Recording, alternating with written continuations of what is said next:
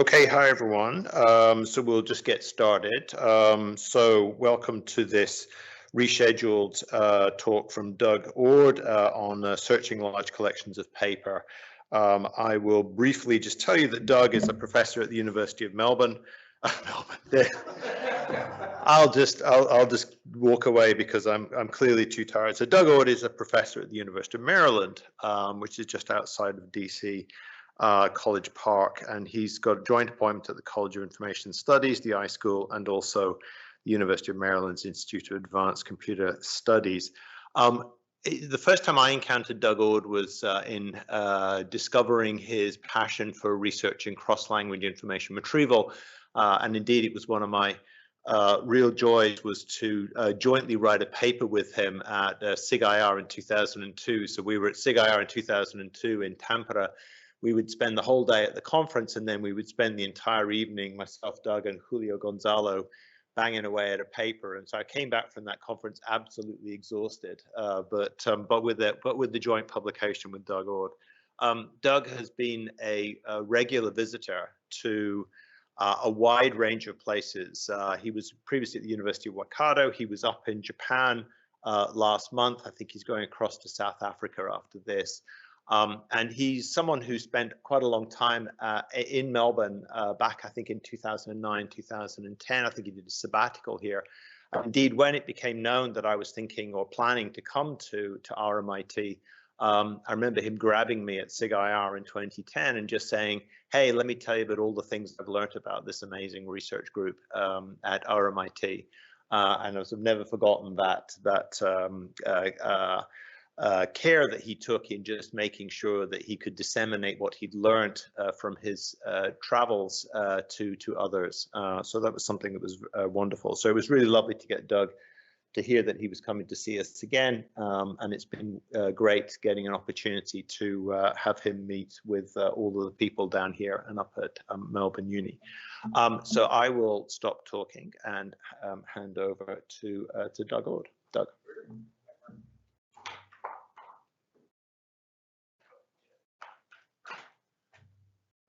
So I apologize for canceling the talk last week. I woke up on Tuesday with a really hoarse voice and said to myself, well, I'm sure it's not COVID, but it's going to be hard to give a talk with this voice. And so I did a COVID rapid test, and the the little wetness in the sample went up, and about 4 seconds later it was like, boy, do you have COVID.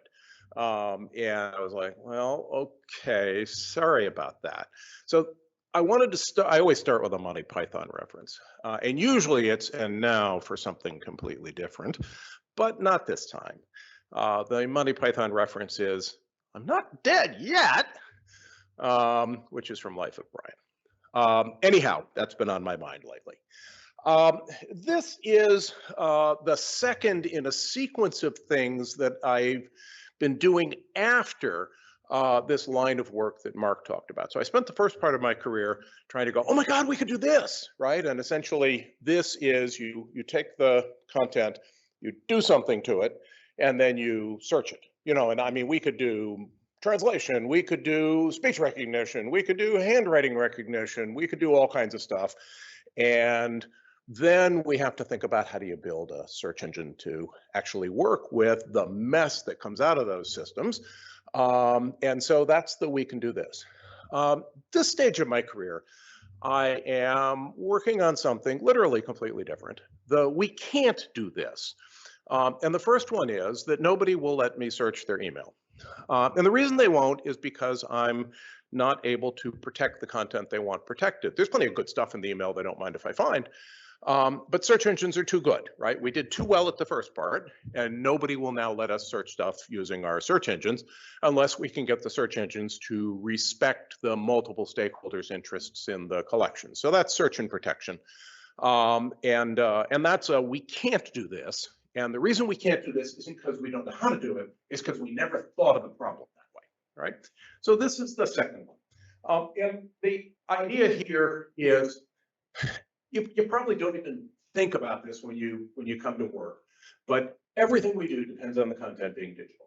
I mean, there's just you could search non-digital content if you made a digital representation of it, and then you could search it, right? I mean, you could digitize something, you could describe it with metadata and search the description, whatever you want to do. But if you don't have a digital representation of the item, you just can't search it. That's we don't work on that problem, right? We don't work on magic. We work on actually searching things that the computer has access to. So this is a talk about magic, right? This is a talk about we're going to search things that weren't born digital and have never been digital. Now, I should say that this is with a cast of thousands, 3 of whom have threatened to be with us online today. So if you have difficult questions, they can type into the chat their answers, and Mark can read their answers for you.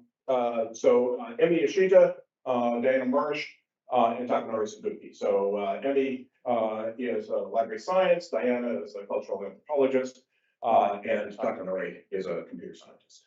And Takanori, being the computer scientist, built all the stuff half the stuff I'm going to show you today. And in great fun, I built the other half, like, fat fingers on the keyboard, which was also great fun. And I'll try to point out which is which, but it'll be pretty obvious to you. Okay, let's talk in 4 parts. One is the nature of the problem. If you don't get anything else out of the talk, that's okay, because all the technology that we do, all the test collections we build are very early days, and they're illustrating the nature of the problem. So the talk is about the nature of the problem, and then illustrating what we can do. So this is second thing is a set of experiments from Theory and Practice in Digital Libraries, which is the European Digital Library Conference, with some additional results, more recent results.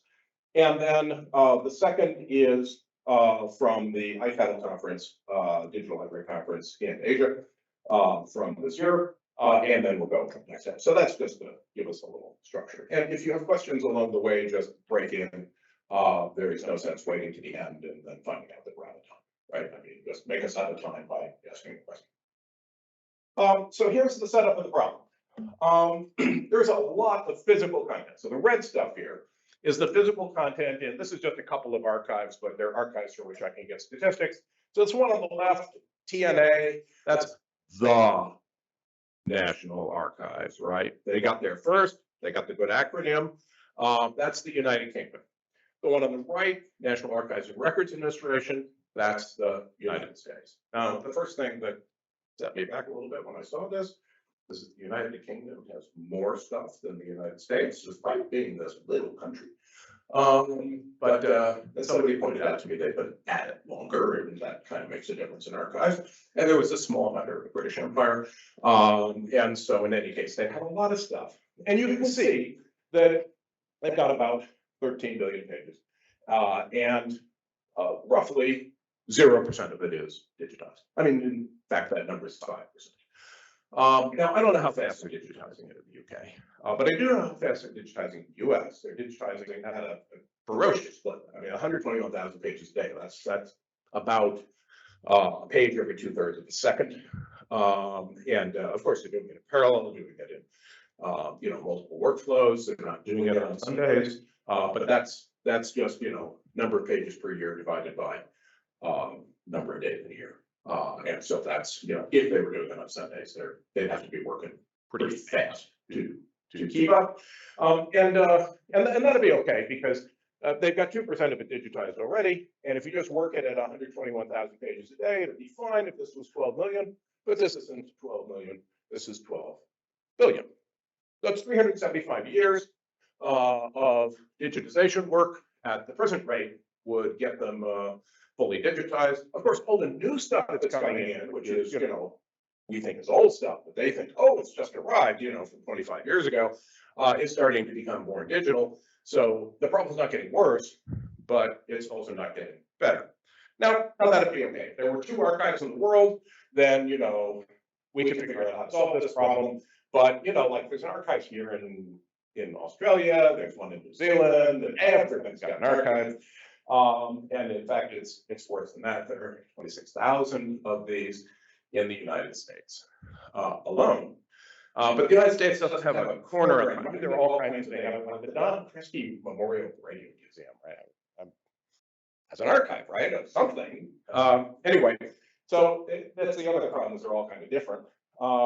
We're kind of missing all the corporate archives from the things that went out of business, right? So there's a whole lot of selection bias in this. Anyhow, it's a really big problem, and you can't just solve it at the National Archives in one way. So Mark mentioned that on the way here, I was in New Zealand, driving around with my wife, and we passed this Museum of Archives, and I'm like, stop! Right? And we went in, and they thought, you know, well, we're here to see the museum, and they have, you know, pictures on the walls of, you know, this town. I mean, this town has no stoplight. Right? This is, you know, one of these towns where the speed limit goes down and it goes back up. And we're like, no, we're here to see the archive. I'm like, really? Nobody's ever come to see the archive. I was like, no, I'm giving a talk at Victoria University in Wellington, and I have to see your archive. I'm like, okay. And you know, described to me how it was organized and all that. And so this is the archive. And you can see here, this is where the files are. There's no, you know, halon in the ceiling and water sprinklers to protect this. I mean, you know, if the building has a fire, that's the end of the story. And it's not just these. It's these too. Okay, that's it. Now there's other stuff on the other side. You know, there's the church records and things like that. But what these are is you can see down here. Shot straight down. These drawers pulled out. But you see the labels there, those are family names. And there's one folder for every family that, you know, lived in the area. And that's it. That's what the archive does, is it keeps these family history records. Now, this is the non-Maori family. The Maori family history is all done differently, but there's a lot of intermarriage, and so it's kind of a cultural dance to try and figure out who's going to keep records and what's going to be in the records. But anyhow, they're non-Maori records from this small town at the center of an agricultural region. So trying to go backwards here. I picked one of those where there was somebody at the museum that day from one of these families, and they gave me permission to image one of the folders. So I can show you the inside of one of the folders. It's the Galton family. And I don't know, there's a letter, right? Handwritten letter. This is it's got these little plastic sleeves, and there's a lot of stuff, you know, crammed in. And I'm just taking a picture of this, flipping the page, taking a picture of the next side, flipping the page, you know, so on the left side, right side, flip the page. This is a family tree. And I didn't get very good focus on that one.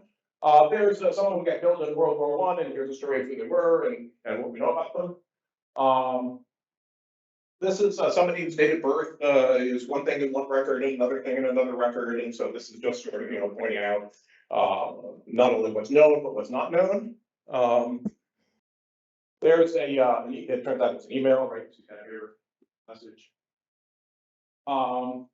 This is a newspaper clipping, right? There's another newspaper clipping with a little description on the right.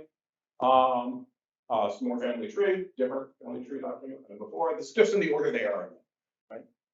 There's the family crest, and there's another here, right? Which again isn't well. You have a pretty good idea what's in there now, right? Yeah. Good. We can search that. I mean, if you wanted to find out if this archive has family trees, I can answer that question for you, right? If you want to know if this archive has newspaper clippings, I can answer that question. If you want to know what dates the materials are from in this archive, I can answer that question. All from this set of images. It took me 60 seconds to make those images. Now I spent 5 minutes prompting them so they look nice here, right? 60 seconds, right? Did not image everything. I just imaged the sample. I mean, it was a convenient sample. It's what's on the front.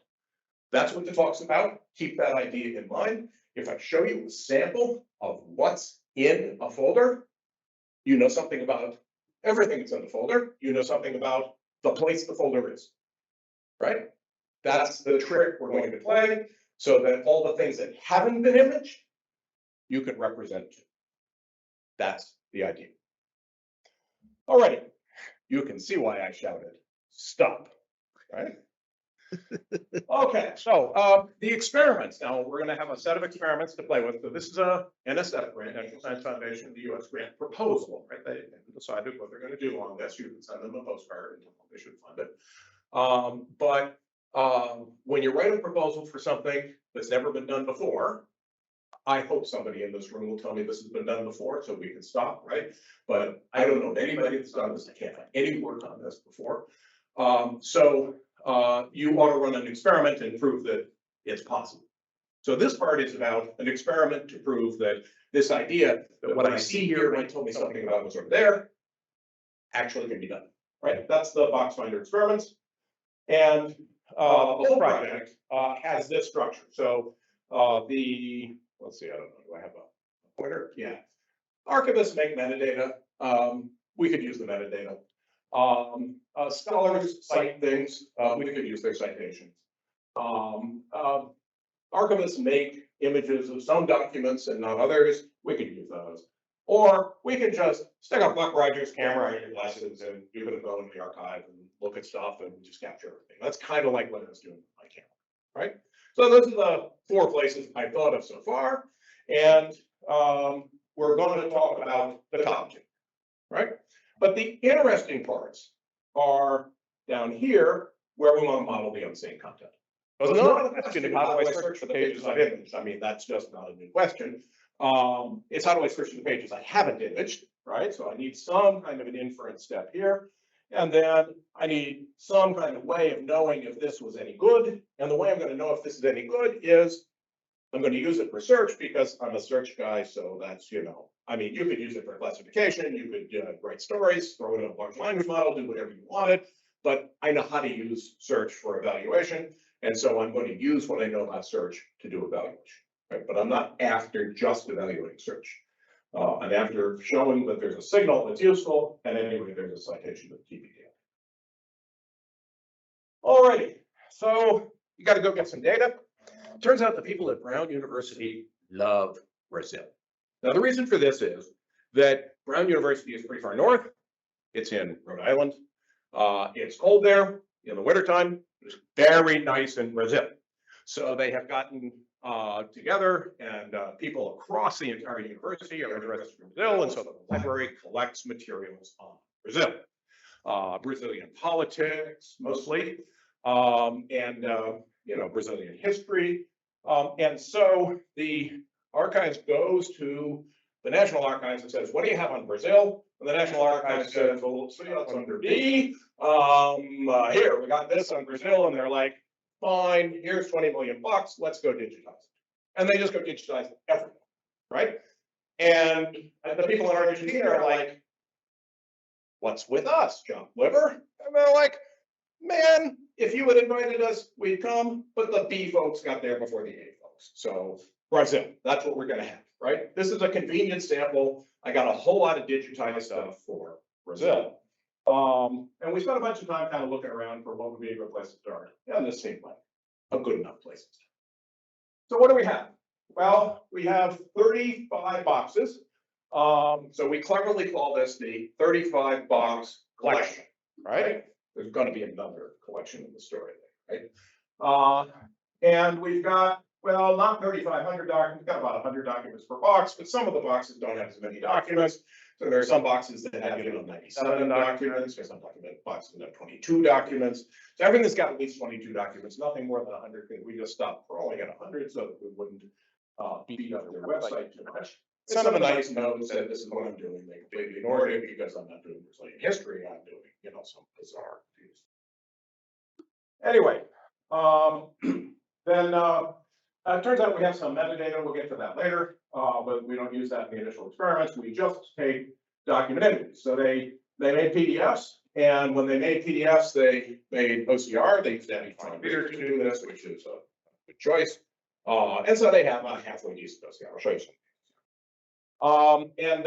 We also got the labels for the box, and we got those from the National Archives because when Brown digitizes this, they have to give everything back to the National Archives, which they did. National Archives has very nice metadata that describes, folder level what they have, and then all their links to the content are broken. But Brown's links to the content are good. So we got the content and metadata for Brown, except for the folder metadata.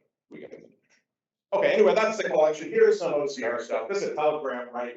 So it's from the American Embassy in Rio de Janeiro. Now look, I think they probably knew how to spell American Embassy, but you know, the OCR not so good, right? In Rio, anyway, you get the idea. These are OCR errors, right? Uncorrected OCR.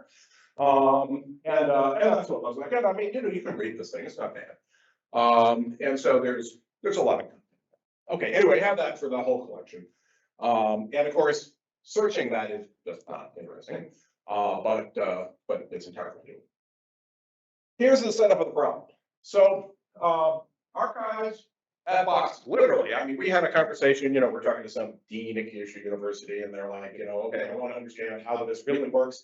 What is this box thing you're talking about? It's like, well, it's made out of cardboard. I mean, it kind of looks like this, not that big. And I mean, literally, it's a box. The folders aren't literally folders. They don't look like file folders. They're kind of very, you know, they're actually small boxes. But the boxes look like boxes. They're boxes. Anyway, so we got boxes, right? And what we do is we go to every box. We only have 35 boxes, right? Go to every box, and we pick a couple of documents, or 3 documents, or 5 documents, or 1 document. I don't know. You can't pick 0 documents wouldn't make sense. We pick some number of documents here depicted as 2 in red, randomly. And then we pick some box we hadn't picked a document from, and we use a node item retrieval evaluation because you know I'm an art guy, right? And what we say is, tell me what box that came out of. And if it can tell me what box that came out of, 1 time out of 35, I'm like, not impressed, right? I could get that by just guessing. But if it could tell me like 99% of the time, I'd be like, hey, that's pretty good, right? So that's my evaluation, right? So you see why this gets called box finding, right? Okay, anyway, that's the answer. So this is the number of samples per box, right? You have sample documents per box. Documents, some of them have lots of pages. About a third of them have only 1 page, right? But there's, you know, long tail distribution. So you can just take the first page or the first 2 pages or the first 3 pages or whatever, if the document has them. And of course, if you take more pages, everything gets worse. That shouldn't be true, but it is. So forget all that, right? Just look at the first page, that's the best number. And then we have success at 1 and success at 2, right? So did I find the box I was looking for at 1? I mean, success at 35 is pretty uninteresting, right? I always get in the top 35. There are only 35 boxes. I'm just going to rank the boxes. And so success at 1 is interesting, and success at 2 is sort of a neighborhood play.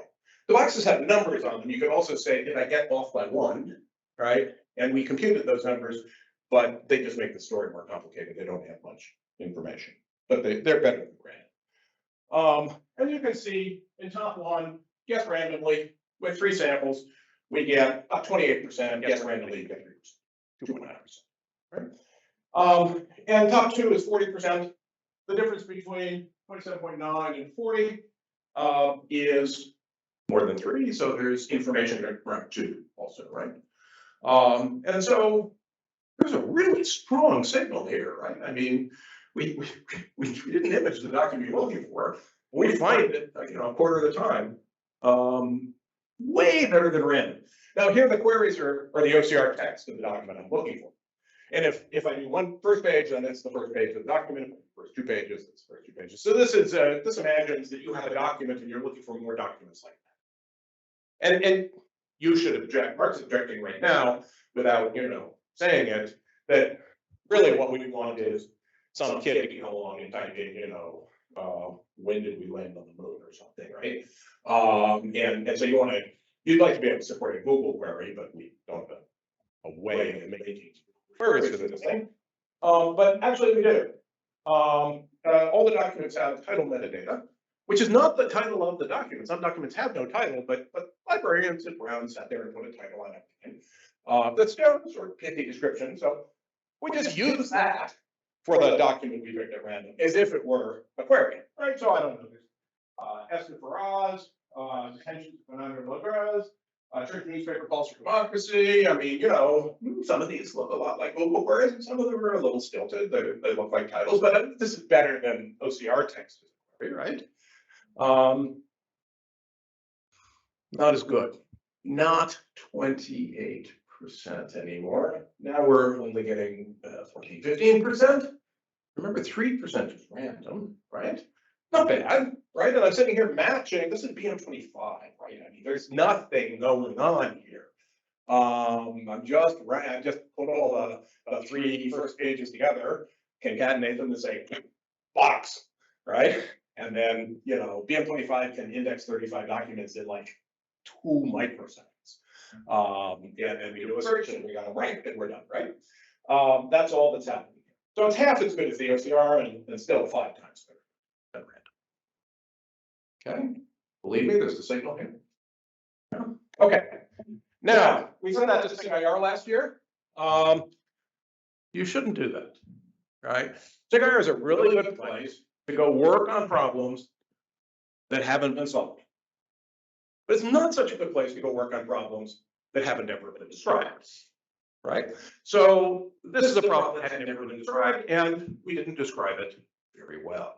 And so the SIG-IR reviewers were very helpful, and they came back and gave us lots of suggestions, particularly reviewer 2, right?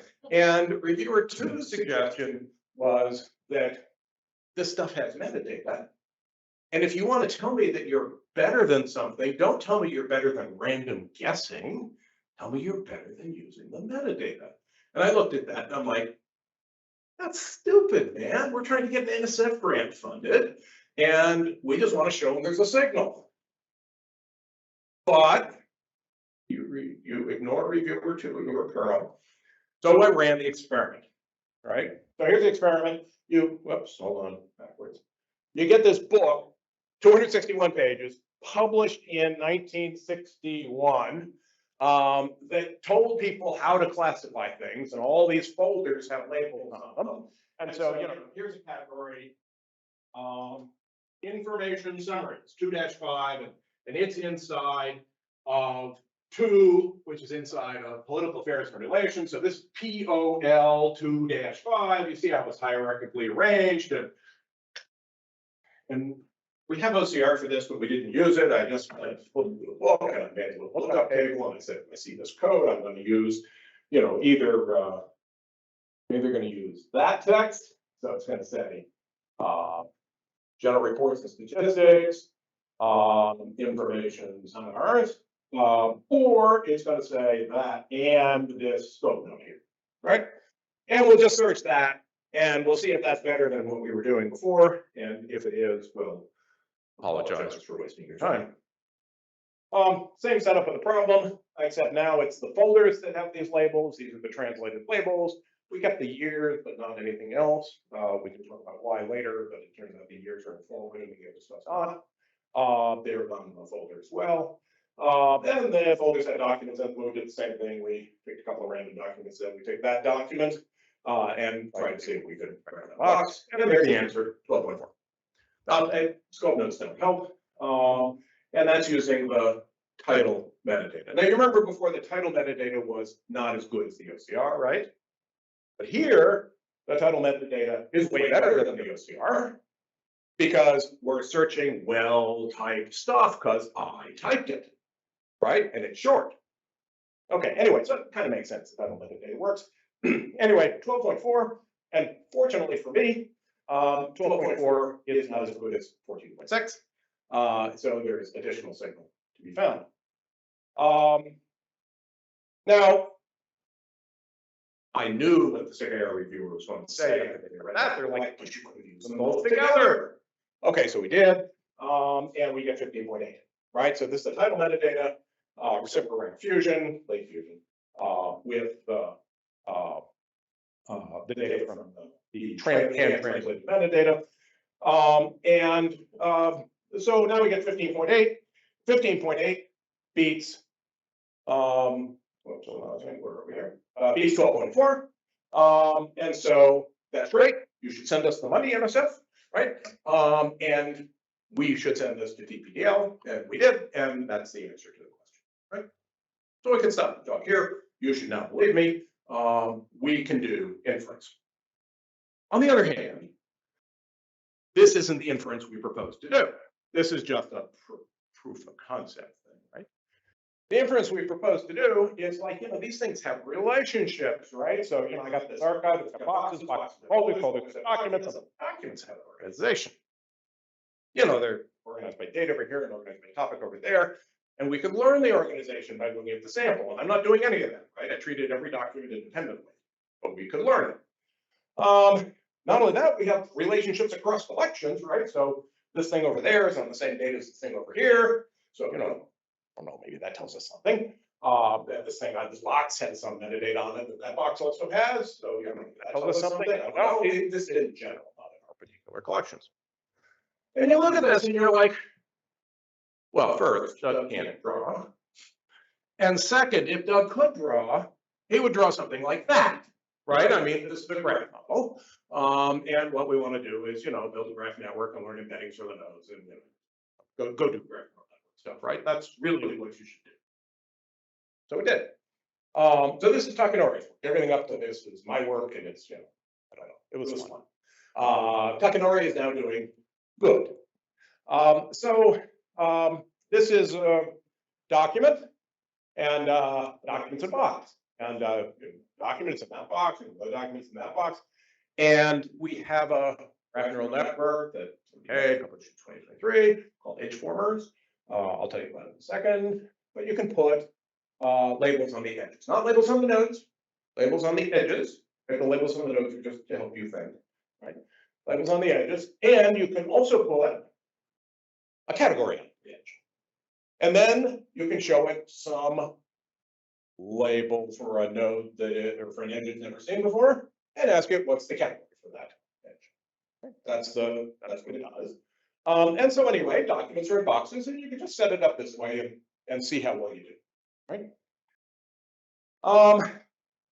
Well, the documents have years, because we have year metadata, or the documents have entities, and so you can set up your graph with boxes and years, boxes and entities. You see the setup?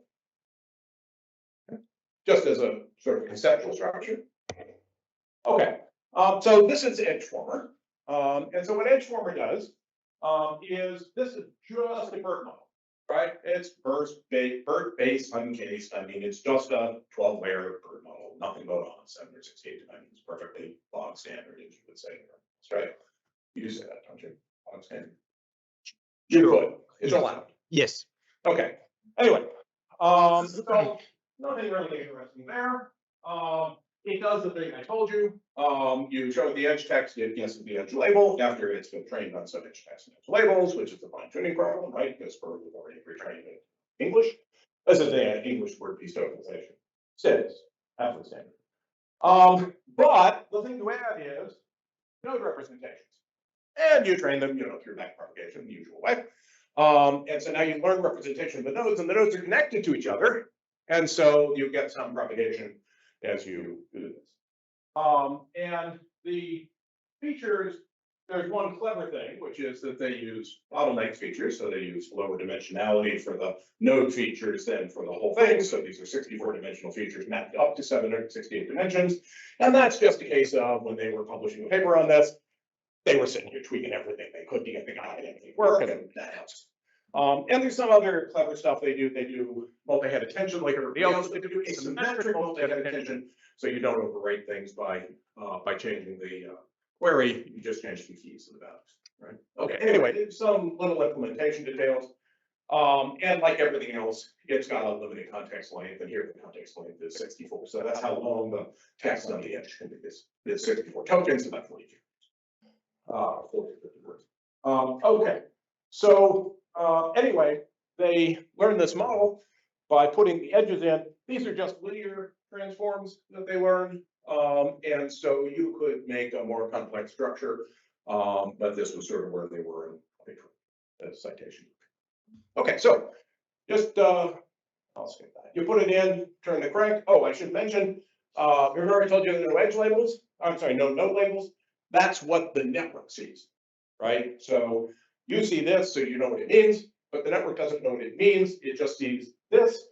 And so also it doesn't know that this is different from that, because it doesn't know that this is different from that, right? But what it does know is that this is the thing we're after, which is the document, and everything else is on the other side. So there's a left side and a right side to every connection, and the document's always on the left side, right? So if I drawn this correctly, this would have been over here, and you wouldn't have been able to. Okay, we can talk more about the details if you want, but anyway, that's the array, right? And it's not necessarily the God's gift to network design, but what the hell, it's a graph, let's give it a try. Here are the results.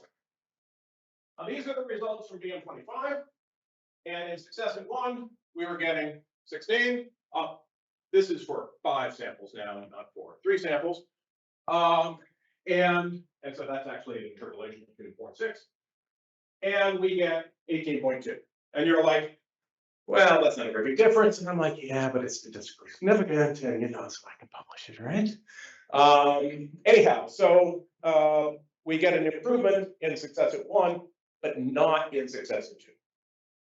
Right, so this network is not very good at ranking. It's pretty good at top 1, but a little bit better than we. Okay, now, if I also show you the year, then you remember we can get 16.3, right? But if I show you the year, we get 38.4. You really ought to do graph models, right? I mean, now this is metadata years, perfect years, but I mean, years not hard. You could find the year in the OCR. So you ought to do the year, right? And entity is like everybody who ever sent anything or received anything, or every organization. It's just, and they happen to put that in the metadata. Well, let's see if that's useful too. And entity, not quite as good as year, and year and entity together, better than anything. And it's like, well, brilliant. And I mean, if I told you everything in the world, you better get 100% anyway. So if I add information, you shouldn't be surprised it's getting better. But the thing that really should wake you up is 18.2 to get to 38.4. Just tell the year of every document, and we're done. And this graph model figures it out. Not bad. Okay. Remember I told you about the 64 character limit? Yeah. All right, 64 token limit. So here's the first 64 tokens of that message, and there ain't nothing there. Right? All the stuff in the message you care about is down here, including the subject line in this case, right? So we didn't think of this until yesterday, but we do really badly on the OCR with the graph model, and this is why. Right? When we're doing OCR queries, we got a bogus query a whole bunch of the time, and so we should just go run the large language model and say, tell me what this document's about. But that is our 64 queries, or our 64 tokens. Okay, we just haven't gotten there yet, but that's so you can do better than what we've got, but you can't do worse. Yeah, and we're already doing an interesting level. So what do you do? Well, you check to see how much time you have left. Yeah, we got time. So we go out and we get 117 boxes. Because it turns out there were 117 boxes, but they didn't have all that fancy metadata on all the folders and all the boxes. So that's what the 35 box was. And because Takanori crawled this one, he didn't care about their server load. He just crawled everything, right? And so we got 27,000 documents now. So we got more to play with, right? And all the documents have dates. Yeah. And most of them have OCR text. We just ignore the ones who don't have OCR text. And you can see not everything has folder metadata. Not everything has entities, but anyway, this is the collection that we have. And you can see some examples of, now the 117 box collection. And if you went further down, you find people's names of people who wrote the message. But what you have here is really badly processed things like state, DO, which is Department of State, right? I mean, we just reduced everything to normalized form, and turned out the Department of State didn't actually have a first name. But anyway, that's what we did. So this is, that's how we got entities for the experiments I just showed you. But now we found an interesting problem. 117 box collection. We can, we have OCR plus year and OCR plus year plus entity, yeah? And we now can sweep across and ask the question, what if I don't use all those years? If I don't use all those entities? So this is random selection, right? We take the top half, and it gets better. Less metadata, better. So we do it with, we do a year, 31.3. We do it with entities, 21.3, we're like. And then we do it with year and entity, and we have to get down to 30% to get to the peak, right? And I don't even know if these are the peak, because that's a pretty rough grid. And so we actually ran a grid here. And this is just a 300 sample grid, so there's really wide, 7% error bars on this thing. But 7% error bars do not explain the difference between 20% and 40%. There's a peak there, and the peak is not at 100%, and it's not at 0%. It's someplace in between. It's like ablating some of your data helps. Why would that be? So an explanation is edgeformer E doesn't know these are different kinds of lights. So I can drown all the signal coming from the box links with the year links. At which point the box links become less informative, but the box links are what I'm trying to predict. So I want some years and I don't want too many. And the only knot we have right now is train on less of it. It's like, that's not the right way to do it. We want to actually tell it these are different link types and have it learn how much emphasis we give to it. And it doesn't know that, it doesn't have a signal for that. Okay, so there's work to be done in designing a structure for graph neural networks. If you're sitting here as a PhD student, you're like, well, I had no idea what I was going to do my dissertation on, but I just found out. Yes, we need help. Okay, now, remember I told you some stuff gets digitized and other stuff doesn't? It's not uniform. They don't take 2 from every box, right? They take all the family history stuff and none of the stuff on like UFOs. Or all the stuff on family history and UFOs, but nothing on spy planes, right? I mean, it's really very uneven. In fact, it follows a power law distribution. So if you just look at the US National Archives, and you look by record group, so this is like, did it come from the State Department, did it come from NASA? The amount of digitization follows this law, just as you would expect it to, right? So we just took that distribution and put it on our 117 boxes, right? And then said, what if our 117 boxes had a distribution like the actual distribution we see across record groups, which is something like saying, what if every record group is uniformly digitized, which isn't true, but in any case, what you see here, these are the numbers we've been working with, 5 samples, 17.6% now on this collection. This is just BM25 ranking. And if I have the uneven distribution with a mean of 5 samples, so this is our record group distribution, here's our sample distribution. So if I take this distribution, then my success at 1 is someplace between 1 and 2, right? 13% here, I don't know, 14.5, and not up at 5. So I got 5 on average from everything, but I've got like, I don't know, 55 from this one. I got 1 from all of those. So it looks a lot like 1, right? The median here is 1. So we're actually doing better than 1. That's nice, right? But you have to bear this uneven distribution in mind, and all the stuff I've shown you up till now is even distribution. The other thing is you'd like to fix that problem of all that missing stuff so that you don't have to just follow this one power law distribution. You like to go get a few more power law distributions and build a mixture of repetition. Okay, so what do we learn? Well, look, if you really want to get your NSF grant funded, you have to use a big word. So you can't just say it's kind of like that stuff there, right? You say, well, in social networks, we have, a man should be known by the company he keeps, right? That's Aesop first said that. In natural language processing, a word should be known by the company it keeps. And we're like, hey, a document should be known by the company it keeps. That sounds pithy, but it doesn't sound erudite.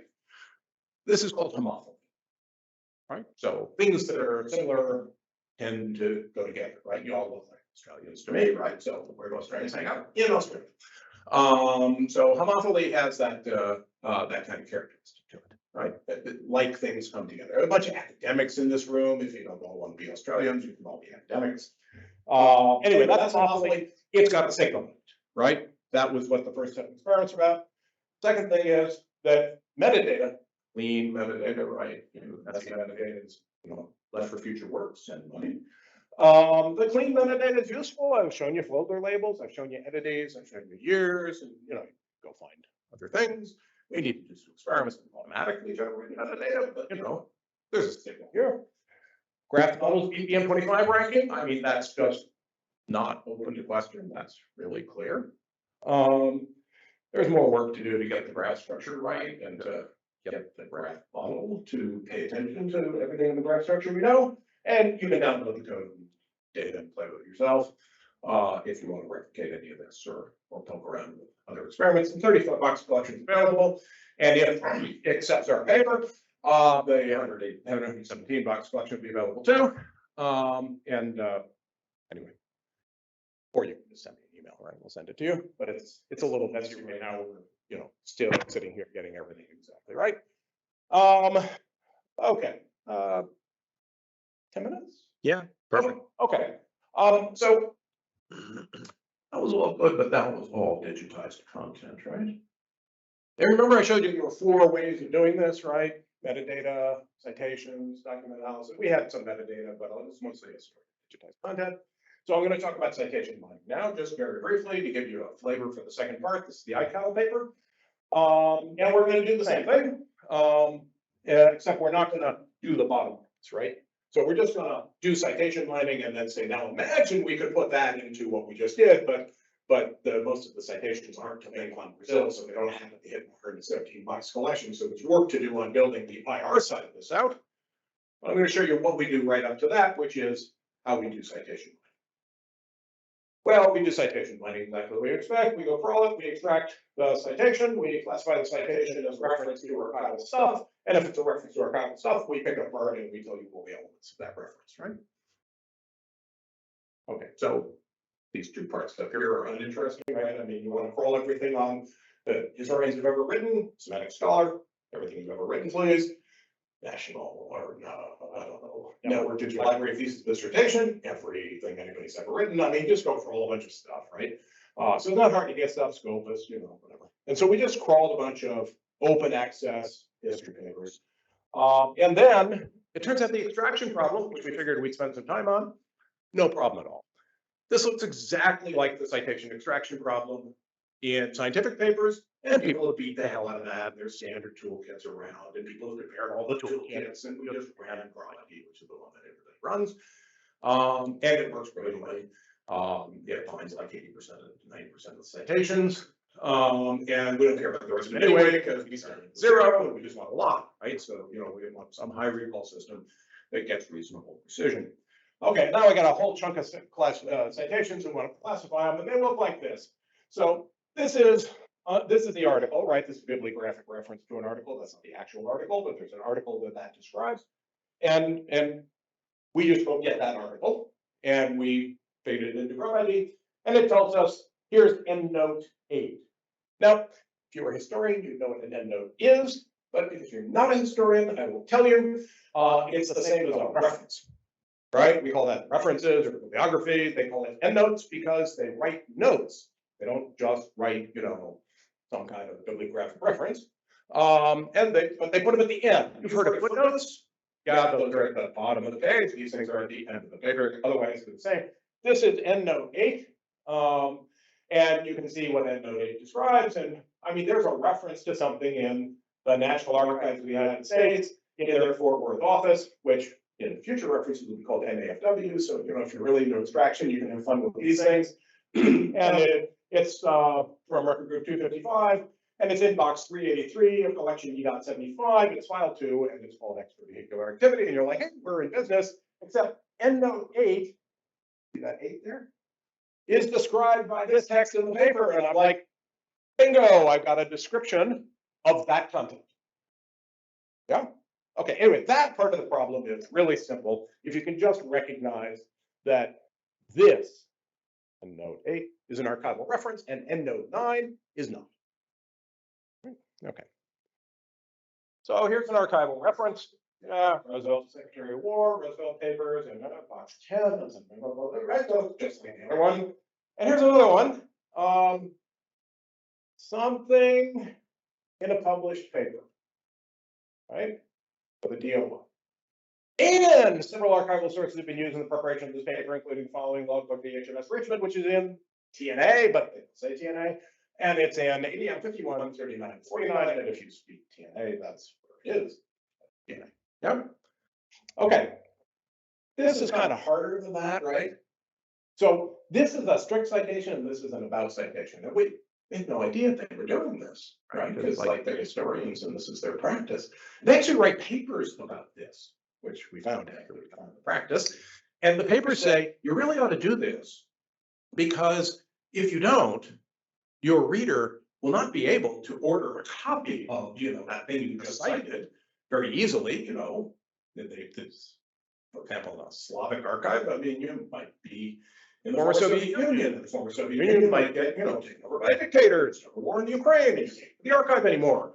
And it's like, oh, so we should describe it in the EndNote. Okay, so they do, and here's another case where they describe something in an EndNote, and then, there's the archival reference. So anyway, the two of these, right? Easy ones, right? They look like this. Hard ones, they look like, kind of some mess you have to partition, and then you can classify.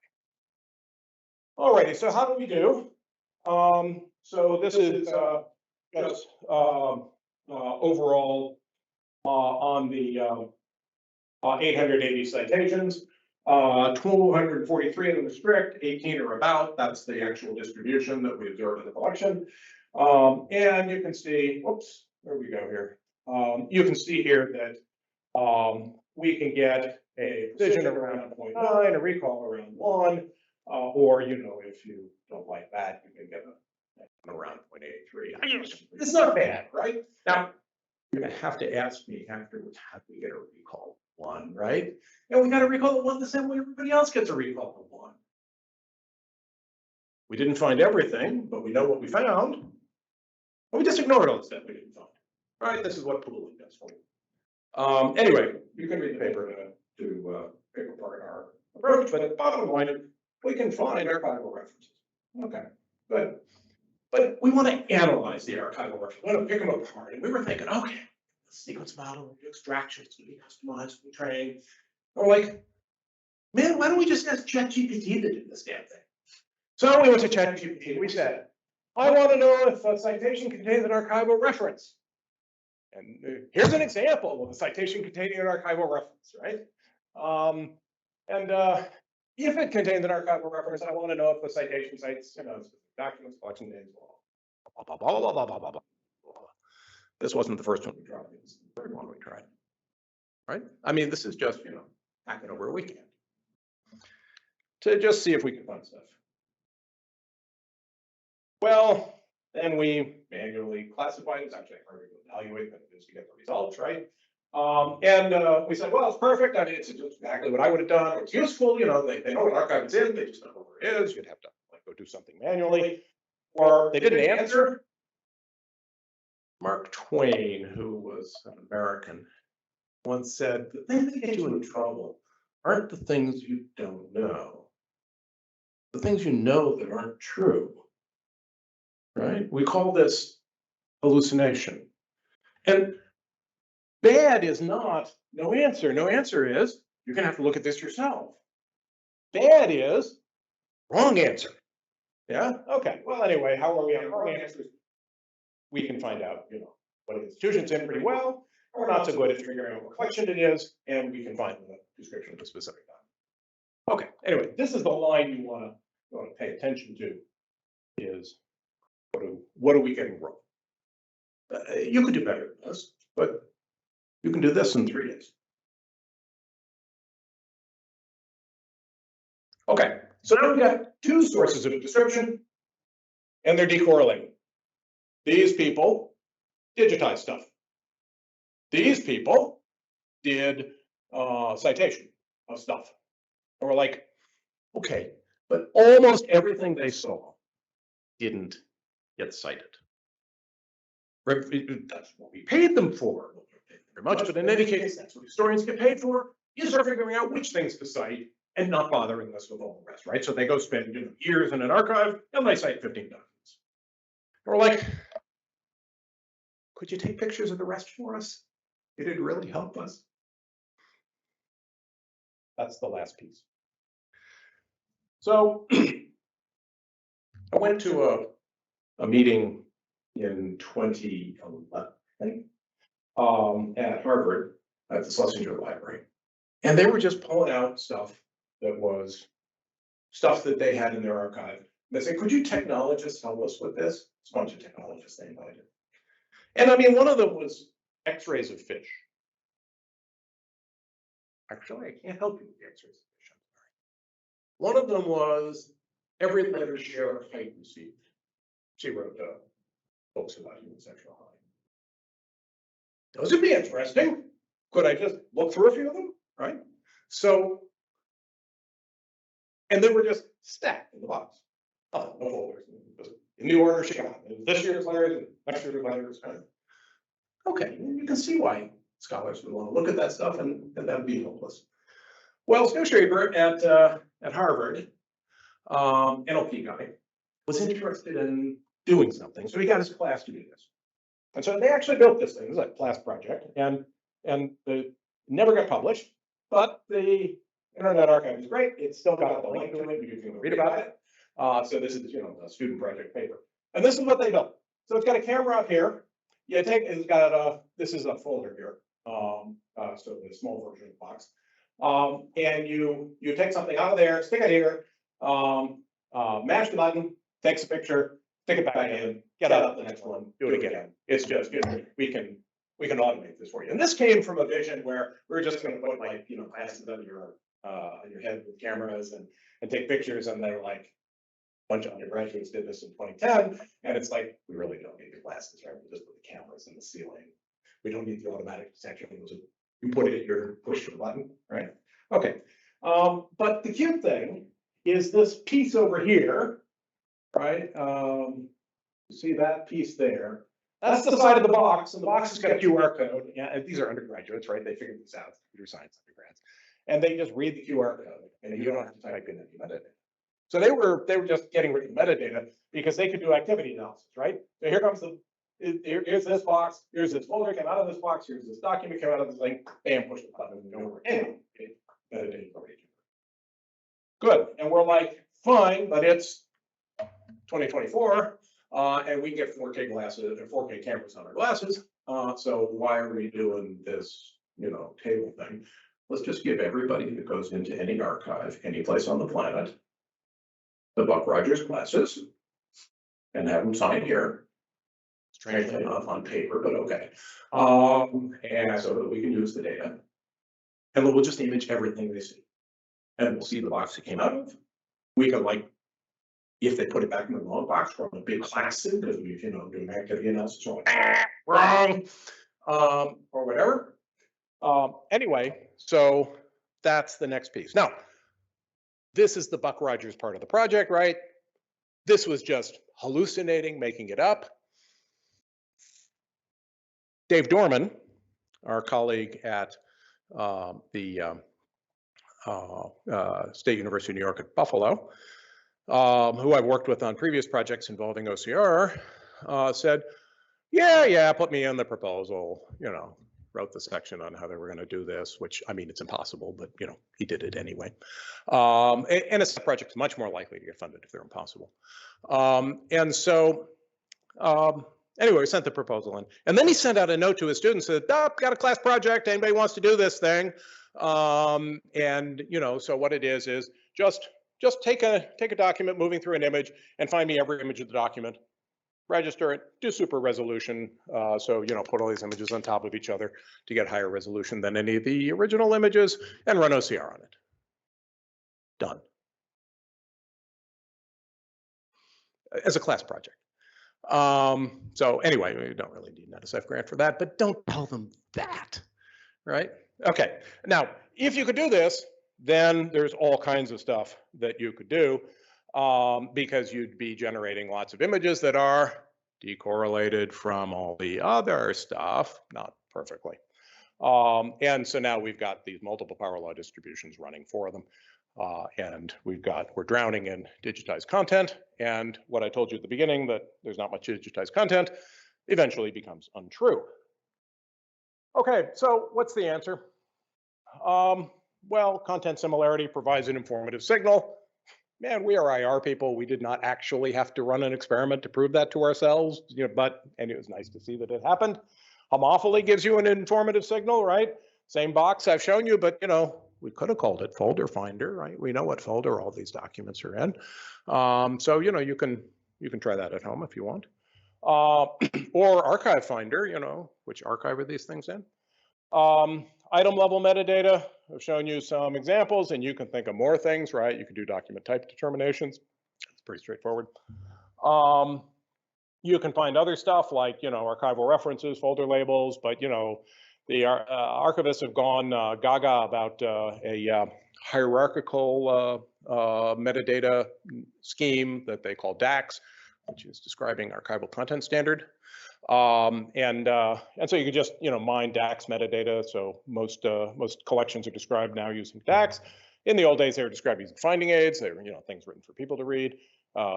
We've shown you that our ideas for incidental capture. Anyway, showing you a little bit about, multiple signals help, but, you really shouldn't have wondered about that, right?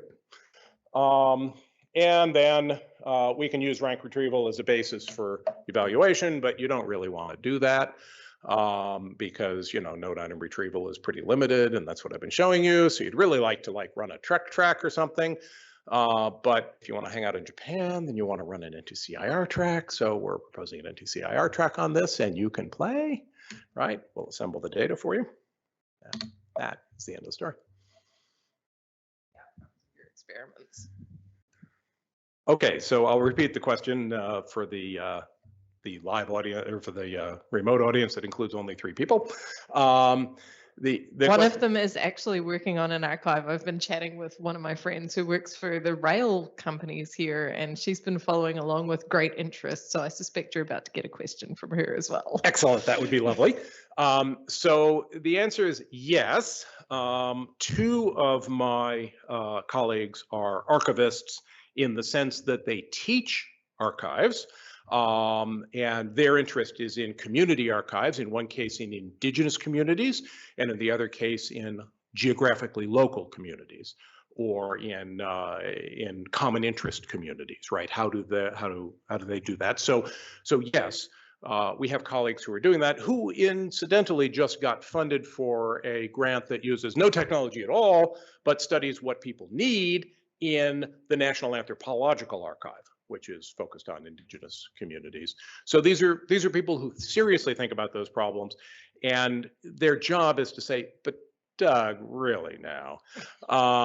Because this is a toy store grant proposal, right? Is if you build it, they will come.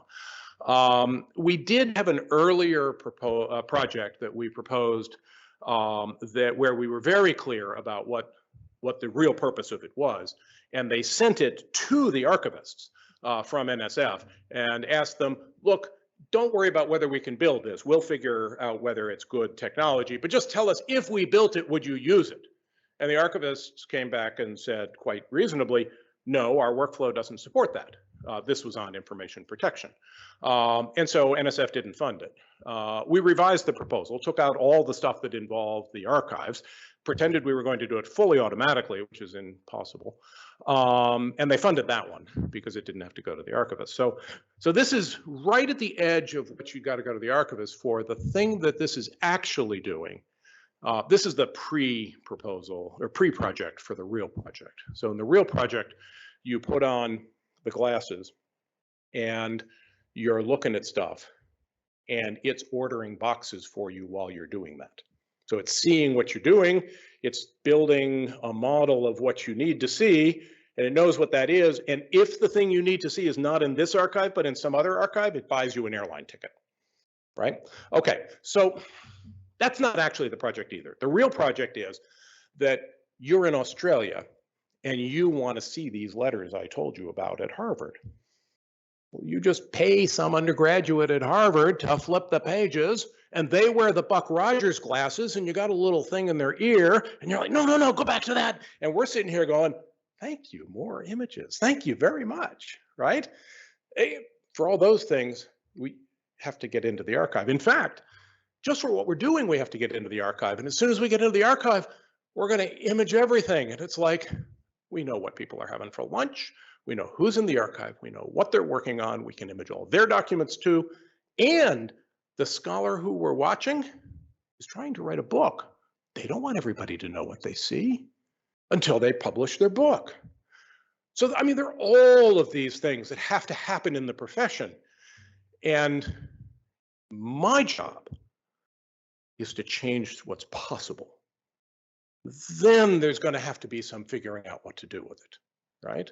I was actually slightly asking about the other end of the process, though, whether the ways that the archivists had put these things into the boxes influenced the retrieval mechanisms that you were using to try and figure out where stuff might be for Box Finder, for example. Yeah, so the archivists use something, say, perform a process called arrangement to description. And when they do that, there are a very small number of archivists and an awful lot of stuff. It's exactly the opposite of librarians, right? Where there's a small amount of stuff that, you know, lots of libraries hold, and a large number of librarians, so you can describe items. But here you can't describe items. So the descriptions all are at, almost all, are at very high level. And then they describe the arrangement, and then you follow the arrangement of this collection. But it's a described arrangement. It's not a secret. It's, you know, they have that document that I showed you. That document is the arrangement of the collection, but some other collection has some other arrangement. And the graph model can learn these things, right? And the BM25 model cannot, because it treats every document as independent. So absolutely, you have to be able to learn the structures of the collection.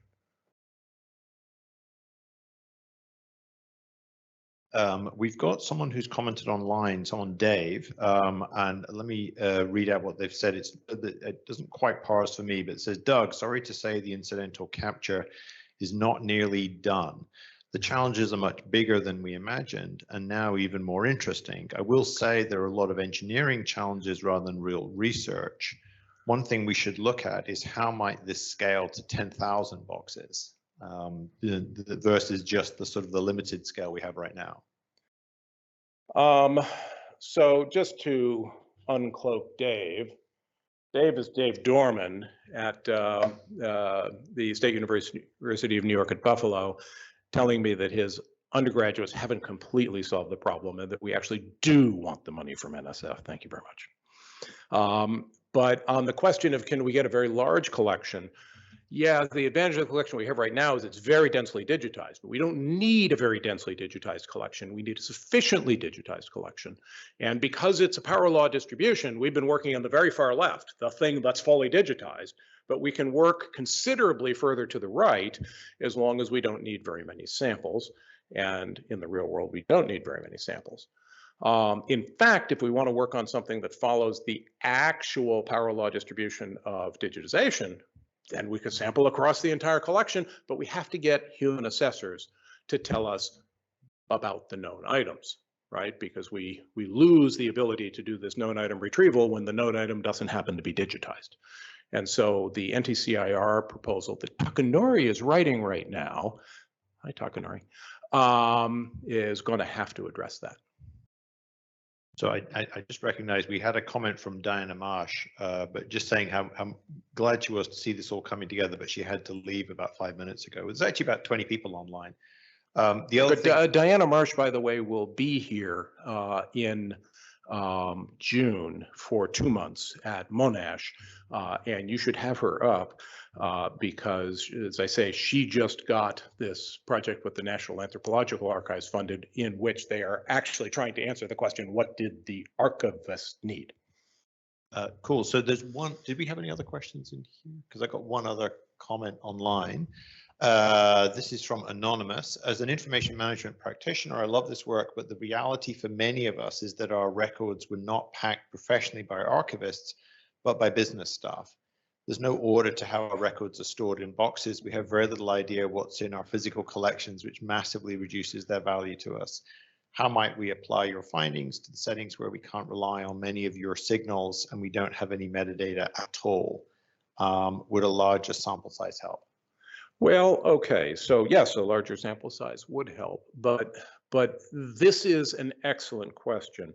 The fact that we don't know how the documents are arranged doesn't mean that the documents aren't arranged.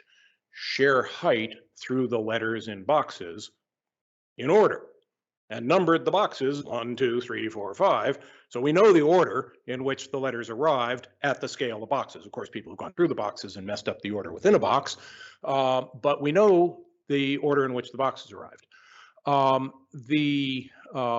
Businesses often keep records by custodian, right? So I work some in e-discovery.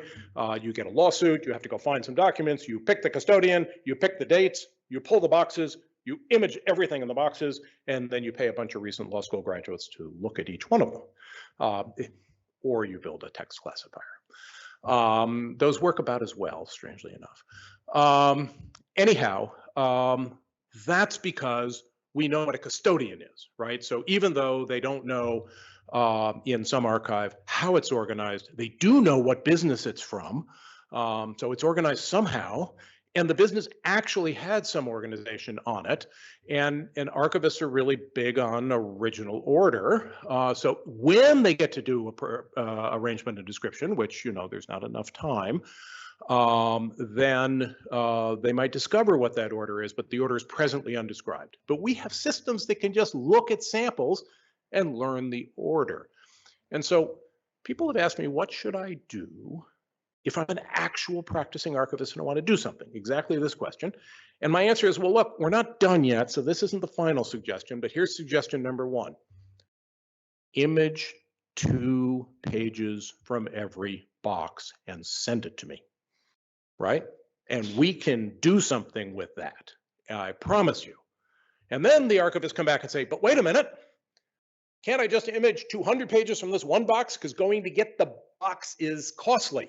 And I'm like, that's what led to the uneven sampling experiments, right? Was that question? And the answer is no.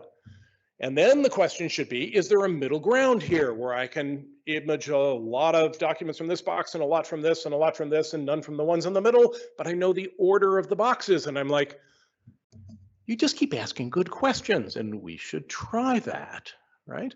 So image some stuff. I mean, took me 60 seconds to image the thing in that one archive. If they imaged everything, they would take 2 weeks to do it. Just at the way that I did it. Think how valuable that would be. And their answer to me was, but where would we put it? I mean, they have an internet connection and they have a computer.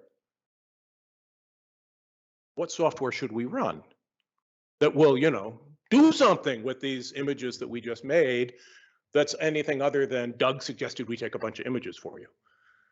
So we have a lot of work to do to answer very practical questions of, you know, do you want a central source, you know, Google Books for archives, right, where we put everything together in one place, or do we want something distributed? And there's a bunch of stuff going on in the archives community that's trying to answer this question with sort of a lower level of technology. The thing we're trying to do is just put a little magic into that. The question is, so I'm going to guess this is Paul Thomas. There's someone called Paul has asked a question, and given the context of the question, I'm going to guess it might be Paul. If I'm wrong, my apologies, Paul. But Paul writes, I'll bite. This looks a lot like uncooperative distributed retrieval. That was big for a while, but some of us conclude that it wasn't interesting. It'd be nice to be wrong about that. Are there useful parallels? Have you looked into this kind of problem as a resource representation and selection, thinking about that distributed information retrieval work? Well, okay, so the reason Paul asked the question is because we had a long discussion at NTCIR about exactly this, and it's like, Doug, you forgot to mention all the stuff we talked about. Yes, absolutely. we need to do this. This is a federated search, distributed retrieval problem where you have to characterize, I don't know, this information system over there and that information system over here based on some sampling, right? It's not like we've never done this before. It's just that Doug's never done it before, and Paul had to ask him the question, and Doug has to now go do it. Thank you, Paul. Look, I'm just going to ask one last question, because a lot of us are thinking at the moment about grants that we're on the verge of submitting. As you know, the ARC, the Australian Research Council, is looking for proposals. The deadline at the end of February. You send them this one. I have a copy. So I was thinking to myself, when you're pitching this to the NSF, you're going to be in competition with people who are. I always say this, I once read a proposal that basically said fund this or people die. So you're always in competition with fund this or the country loses a buttload of money, or fund this or people die. Mm-hmm. Or, so what's your angle to sell this? Because, all of us think it's really fascinating, but it must be a tougher sell when you're, if that NSF panel is a bunch of engineers and, I don't know, physicists or what have you. What's your angle for selling this? Yeah, so the angle in the NSF proposal is we say, among these many applications, one for which we have data is archives. The archives is the source of our test collection. It's a practical application. It has some social impact. But it's not the reason you do this. I mean, I have a fellow coming to visit tomorrow, and he said, I have the documents I coded back 10 years ago for the paper that we wrote then, that we're getting ready to do some coding tomorrow for a follow-up. He's flying over here from Adelaide to do this, Chris Bierman. He said, it's someplace in one of the boxes in my storage shed here in Adelaide, because I don't keep it at home because, we have wildfires here in Adelaide. I live up in the hills. I keep it in a storage shed downtown. And he says, I don't know which box it is, but I'll go look for it. And I'm like, I actually build that system that'll find it, right? Just go image a couple of your boxes. And, so we have this problem personally, right? I mean, I have stacks of stuff on my desk and they're organized by, when I last looked at the document. So this business, somebody asked from a business, right? That we get these business records. Well, before you got the business records, the business had the problem. And the reason they kept the records was in case they got sued. And when they get sued, it cost them a fortune to go finding things.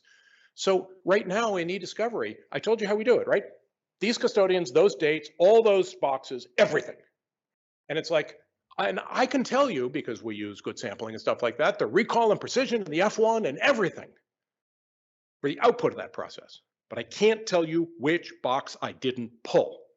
So now if you cut to the end and you say, now here's the result of our process, would you go back and tell us if we missed any boxes? You could use this for that. I wish you'd ask these questions before we sent the proposal to NSF, because it would be so much better, but the proposals are always better the second time. Okay, perfect. That's and now I understand why you managed to make a successful career doing what seem on the surface to be quite esoteric topics. But thank you for that fantastically clear answer.